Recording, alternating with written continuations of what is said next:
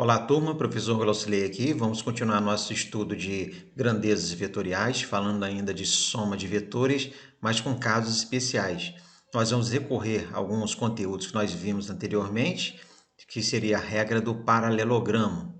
O que se trata isso? Para a gente vai usar essa regra do paralelogramo para nós somarmos vetores que não possuem a mesma direção, como esses dois aqui. A regra do paralelogramo seria a gente traçar uma reta paralela a A e paralela a B, formando um paralelogramo, como a gente pode ver nessa figura aqui. E da extremidade dos vetores, na origem dele, na verdade, a gente traça uma diagonal, e essa diagonal vai representar a soma resultante desses dois vetores, a resultante do vetor A com o vetor B, determinando, portanto, a sua direção e o seu sentido. Então, seria isso aqui. Então, a gente percebe que esses dois vetores estão formando um certo ângulo, e a gente chamou esse ângulo de θ, essa letra grega representada, parecida com o O. E o R representa o vetor resultante. Lembrando que essas setinhas acima das letras, elas indicam que A e B são vetores, são grandezas vetoriais, que pode ser força, pode ser velocidade, pode ser aceleração. Qualquer grandeza vetorial, ela vai ser somada dessa forma. Então, como a gente somaria vetor aqui? A resultante é o quadrado, então essa resultante aqui, quadrado dos dois vetores, então até aqui fica bem parecido com o teorema de Pitágoras, o quadrado dos dois vetores, a soma dos quadrados dos dois vetores, mais duas vezes o produto de um vetor vezes o outro vetor, vezes o cosseno desse ângulo entre esses dois vetores. Então, a gente calcularia a resultante dessa maneira, que é um pouco mais complexa do que os outros casos que nós vimos anteriormente. Mas vamos mostrar isso na prática para ficar mais claro. Vamos lá então. Aqui nós temos um caso onde o ângulo entre os dois vetores é de 45 graus. Então, aplicando a lei dos cossenos, ficaria assim. R ao quadrado, ou seja, a resultante ao quadrado, é igual aí o valor de um vetor ao quadrado do A ao quadrado. O A vale 3, então 3 ao quadrado, mais o outro vetor, que é o vetor B, ao quadrado. O B vale 5 raiz de 2, então vamos colocar 5 raiz de 2 elevado ao quadrado, mais duas vezes o produto dos dois vetores, do módulo dos dois vetores, ou seja, 3, que é o valor de um dos vetores, e 5 raiz de 2, que é o valor do outro vetor, vezes o cosseno de 45, que é igual a raiz de 2 sobre 2. Então, a gente teria isso aqui. Agora, basta nós calcularmos isso tudo. Então, a resultante, ou seja, a soma vetorial de A e B, vai ser igual a 3 ao quadrado, que é 9, 5 raiz de 2 ao quadrado. Eu calculo como? Eu elevo 5 ao quadrado e elevo raiz de 2 ao quadrado. 5 ao quadrado dá 25. Raiz de 2 elevado ao quadrado eu corto aqui, vai dar 2. Então, ficou 25 vezes 2. 25 vezes 2 é igual a 50. Então, 5 raiz de 2 ao quadrado vai ser igual a 50. Agora aqui, como eu tenho 2 e aqui eu tenho 2 no denominador, esses dois valores eu posso cortar. Eu corto, então só vou multiplicar 3 vezes 5 vezes raiz de 2 vezes raiz de 2. Raiz de 2 vezes raiz de 2 é a mesma coisa que raiz de 2 ao quadrado que a gente tinha aqui. E esse valor vai ser 2. Então, vai ser 3 vezes 5 vezes 2. 3 vezes 5 vai dar 15. 15 vezes 2 vai dar 30. Então, a resultante ao quadrado vai ser igual a 9 mais 80. Então, a resultante ao quadrado vai ser igual a 89. Então, a resultante vai ser igual a raiz quadrada de 89. A raiz quadrada de 89, quando a gente tem uma raiz, a gente tem os seguintes caminhos. Primeiro caminho é verificar se é uma raiz exata.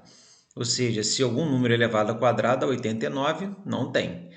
Bom, depois a gente tenta fatorar, mas 89 não dá para fatorar.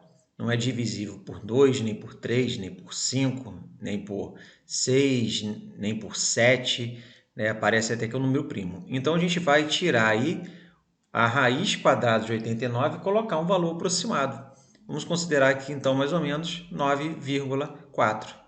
Esse seria, então, o valor aí da resultante, 9,4. Aí, se fosse força, A e B fosse, por exemplo, força seria 9,4 newtons.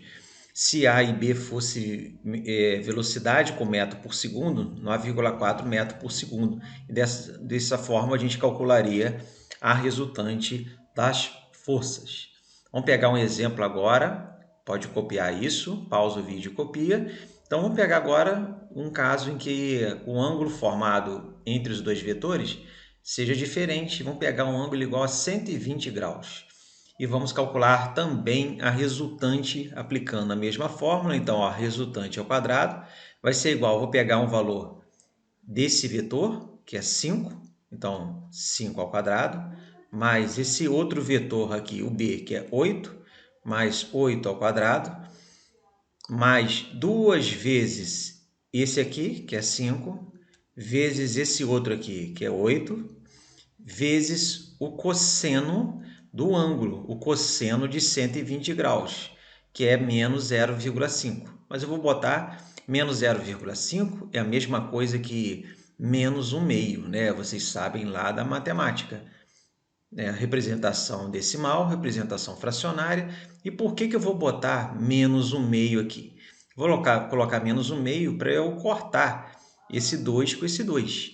Então, nós teríamos aí r ao quadrado vai ser igual a 5 ao quadrado vai ser igual a 25, 8 ao quadrado vai ser igual a 64.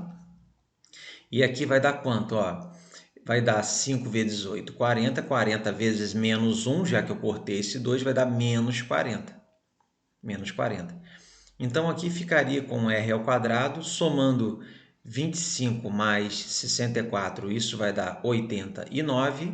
89 menos 40 vai dar 49. Então, a resultante vai ser igual à raiz quadrada desse valor, 49.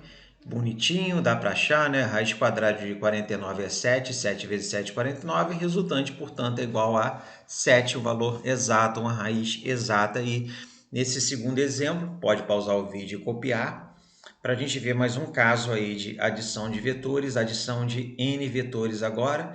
Imagine se eu tivesse aí esses vetores com direções diferentes e como que a gente poderia calcular, então, não a adição de 2 vetores, como nós vimos aqui e aqui, ou em casos passados, mas a adição de mais de 2 vetores. Eu tenho aqui, no caso, um total de 4. Então, para fazer isso, a gente usa a regra do polígono, que consiste em quê? Eu vou pegar, então, o vetor F1 e desenhar ele com o mesmo módulo, ou seja, o mesmo tamanho, e vou colocar aqui embaixo, ó, essa adição que eu quero fazer. Vou botar então F1 aqui embaixo. Eu quero somar F1 mais F2 mais F3 mais F4, é a adição desses vetores. Agora eu vou pegar o F2 com a mesma direção e sentido dele, o mesmo tamanho, e vou colocar na extremidade de F1. Então, o F2 tem esse tamanho e vou botar na extremidade aqui. Então, ficaria desse jeito aqui, ó. Aqui seria o F2.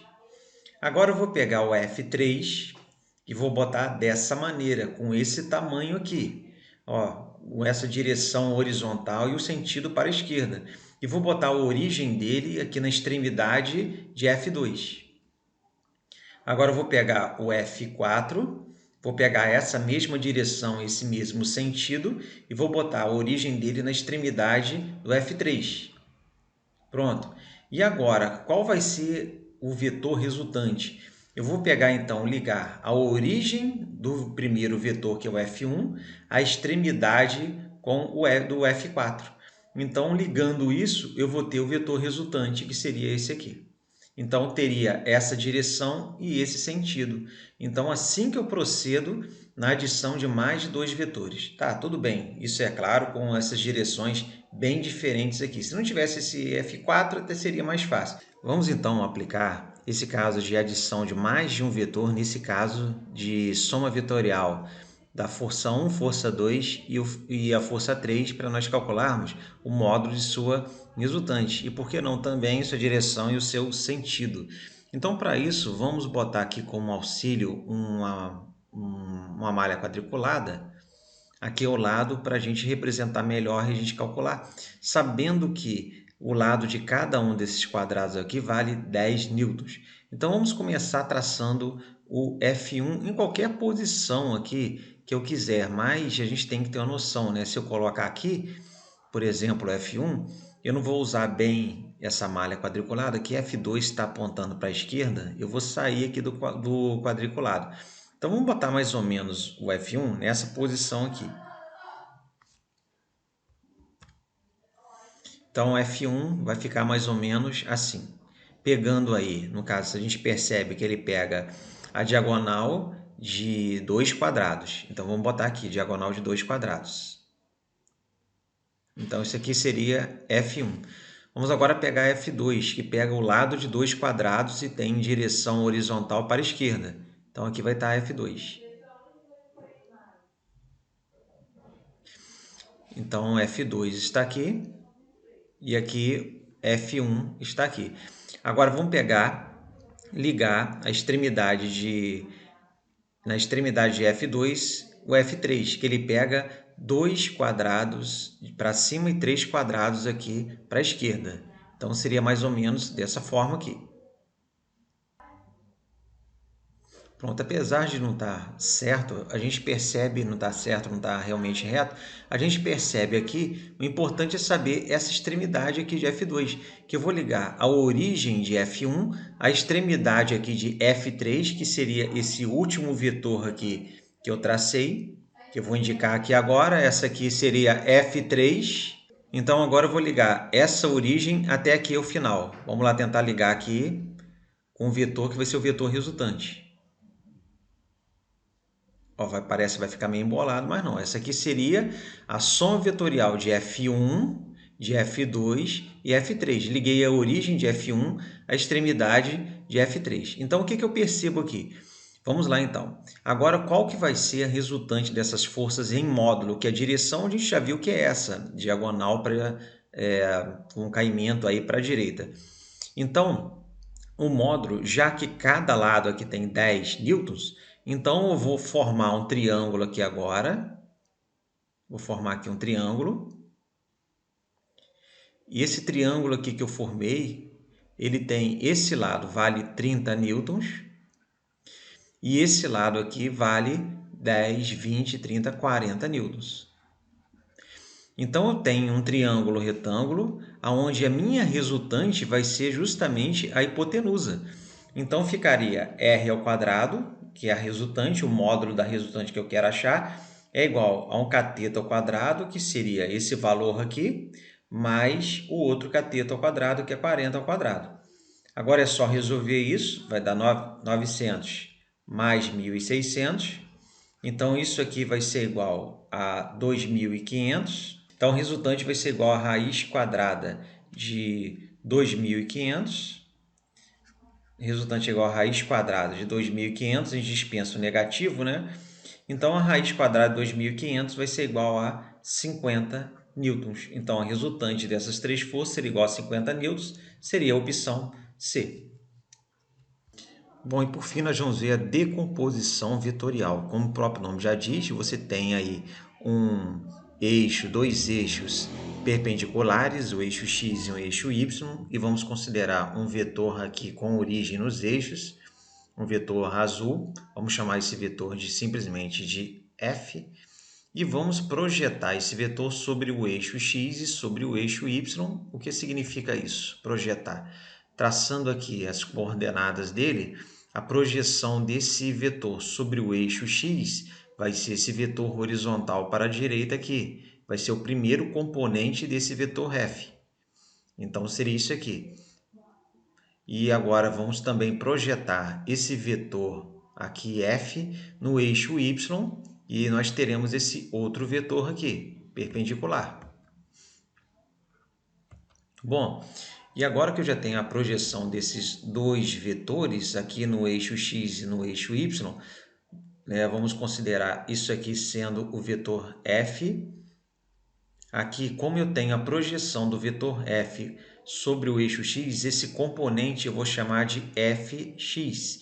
E aqui, como eu tenho a projeção do vetor f sobre o eixo y, esse componente eu vou chamar de fy, com essa setinha aqui em cima para indicar que trata-se de uma grandeza vetorial. Bom, vamos agora pegar esse vetor, transportar ele aqui para baixo. Esse aqui é o vetor fx. Pegar esse outro vetor e, aplicando a regra do polígono, botar a origem dele na extremidade desse vetor. E vamos pegar o vetor azul, colocar a origem dele na origem do vetor fx. Aqui está fx, aqui está o fy. E vamos colocar aqui o vetor f, que representa a resultante desses dois vetores. Bom, e fx e fy nada mais são do que essas componentes vetoriais, no caso de f, sobre o x e sobre o y.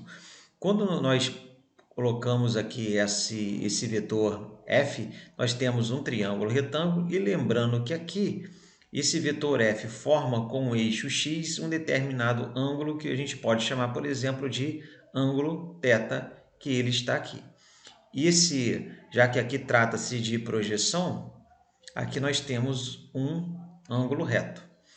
Temos então um triângulo retângulo, onde nesse triângulo retângulo, esse fy, ele é chamado de cateto oposto, esse fx ele é chamado de cateto adjacente, e o resultante, o f, simplesmente aqui, o f é chamado de hipotenusa. Então, temos cateto oposto, adjacente e hipotenusa. Então, se eu quero colocar, por exemplo, o fx em função de f, eu vou aplicar uma razão trigonométrica que envolva fx e f. Então, a gente já sabe o seguinte, a gente já sabe que o cosseno de um determinado ângulo ele é igual ao cateto adjacente, que vale fx, dividido pela hipotenusa, que vale f.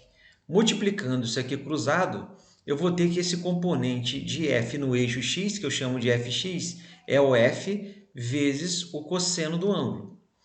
E da mesma forma, se eu quero aí colocar fy em função de f, fy é cateto oposto e f é cateto adjacente. F é hipotenusa. Então, se eu pegar aí, no caso, o fy e colocar sobre o f, eu vou ter uma razão trigonométrica chamada de seno do ângulo, cateto oposto sobre cateto oposto sobre hipotenusa. Então, fy vai ser igual a f vezes o seno do ângulo. Então, o componente de f no eixo x é o f vezes o cosseno, e o componente de f no eixo y é f vezes o seno do ângulo. Um exemplo, então, disso aí. Pode anotar, pausar e anotar. E agora vamos para esse exemplo. Vamos supor que aqui eu queira achar os componentes em x e em y de f. Ou seja, achar esses componentes aqui, o fx, que seria aqui, componente de f no eixo x, e quero achar também o componente de f no eixo y, que a gente chama de fx e fy, os dois. Então, o componente de f no eixo x, nós já vimos aqui que ele é igual a f vezes o cosseno do ângulo. Então, vai ser f vezes o cosseno do ângulo. Então, o componente de f no eixo x, é melhor a gente só colocar ali o resultado, não vamos deixar assim mesmo. Então, ali o f aí, x, que é o componente em x de f, vai ser igual o f, que vale 10, vezes o cosseno de 45. Cosseno de 45 graus, se a gente olhar, recorrer a uma tabelinha, ele é igual a raiz quadrada de 2 sobre 2. Então, vai dar 10 vezes raiz de 2 sobre 2. Então, o fx, aqui 10 eu divido por 2, vai dar 5 raiz de 2. Agora, e o componente de f em y, ou seja, o meu fy, a gente viu aqui atrás que ele é igual a f vezes seno do ângulo. Então, vai ser f vezes o seno do ângulo. Então, aqui o fy vai ser igual ao f, que vale 10, e o seno de 45 O seno de 45 é o mesmo valor que o cosseno de 45, também é a raiz de 2 sobre 2. É o caso em que o seno é igual ao cosseno. Seno de 45 é igual ao cosseno de 45, raiz de 2 sobre 2. Divide 10 por 2, vai dar 5. Raiz de 2, o mesmo valor. O componente, então, de f em y vai ser igual a 5, raiz de 2 também. Então, aí no caso, se F for uma força, valer 10 newtons, 5 raiz de 2 newtons, que valeria os componentes. Aqui um exemplo muito parecido, né, para eu achar o componente horizontal fx e fy. Então, fx vai ser igual a f vezes o cosseno do ângulo e o fy é o f vezes o seno do ângulo. Então, o fx vai ser igual a f, também vale 10 ali, só que agora o ângulo é 60 graus e o cosseno de 60 graus vai ser igual a 1 meio. Então, vai ser 10 vezes 1 sobre 2, ou 0,5. Então, Fx vai ser igual a 5 newtons. Então, aqui Fy vai ser igual a F, a força que também é 10, vezes o seno de 60 graus, que vale raiz de 3 sobre 2. Então, essa tabela você encontra em qualquer lugar, em qualquer livro de nono ano, por exemplo, e até alguns livros de primeiro ano. Ou procura na internet essa tabela de valores exatos de seno, cosseno e tangente. Então, aqui 10 dividido por 2 vai dar 5 raiz de 3 newtons, é o valor de Fy. Então, essa foi aí a nossa última aula sobre vetores. É um assunto muito importante que é utilizado tanto aí no segundo ano quanto no terceiro ano, quando a gente começa a ver eletricidade e magnetismo, eletromagnetismo. Então, vocês têm que realmente conhecer grandezas vetoriais e as diversas formas de você somar vetores. Um grande abraço a todos e até mais.